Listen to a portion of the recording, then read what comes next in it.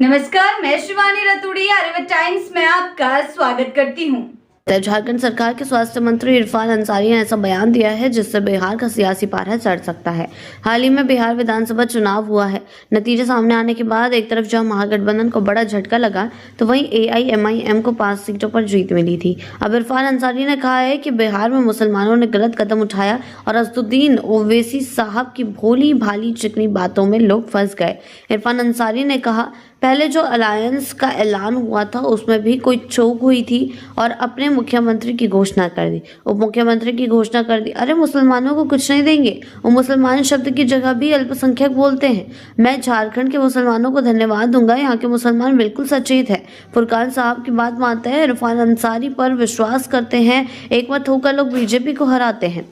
उन्होंने सीधा कहा कि मंत्री इरफान अंसारी ने उस वक्त बयान रांची में पत्रकारों से बातचीत के दौरान दिया।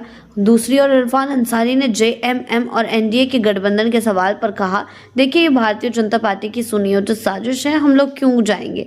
जनता ने मैंडेट दिया, 28% आदिवासी, 19% मुस्लिम, 47% ऐसा हो गया और अन्य आएंगे तो 50 साल तक हमारी सरकार रहेगी।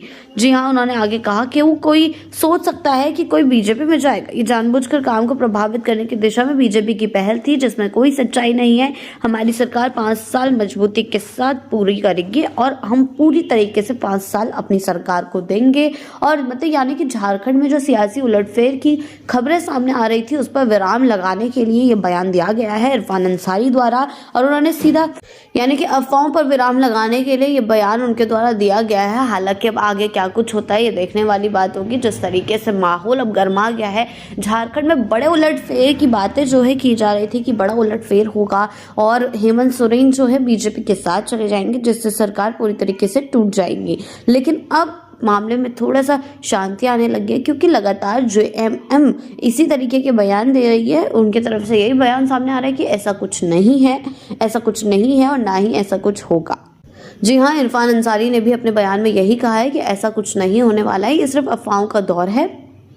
और उन्होंने तो सीधा सीधा बीजेपी पर आरोप लगाया है कि बीजेपी ऐसी अफवाहों का दौर उड़ा रही है। हालांकि सच्चाई क्या है ये देखना बेहद दिलचस्प रहेगा कि इस तरीके से अगर उलटफेर होता है तो पूरी की पूरी तरह से JMM और बीजेपी अगर हाथ मिलाते हैं तो सियासी उलटफेर, एक बड़ा सियासी उलटफेर देखने को मिल सकता है। अब वो आगे चलकर देखने को मिलता है या नहीं ये तो खैर आने वाला वक्त बताएगा, क्योंकि राजनीति में कोई भी समीकरण हमेशा के लिए नहीं होता है। कोई भी राजनीति में कोई भी जो लिंक है वो हमेशा के लिए नहीं होते हैं। कभी ना कभी वो टूटते हैं, कभी ना कभी वो बिछड़ते हैं, कभी ना कभी वो पाला बदलते हैं। तो क्या ये इस बार भी ऐसा ही कुछ होने वाला है? हालांकि सबकी तरफ से ना बोला जा रहा है, JMM की तरफ से ना बोला जा रहा है, लेकिन अंदरूनी सूत्रों के मुताबिक जो खबरें सामने आ रही है उससे JMM और बीजेपी के मिलने की जो खबरें गूंज रही है आजकल हवाओं में, वो देखने वाली बात होगी कि उस पर कितनी सच्चाई है और कितनी झूठी है।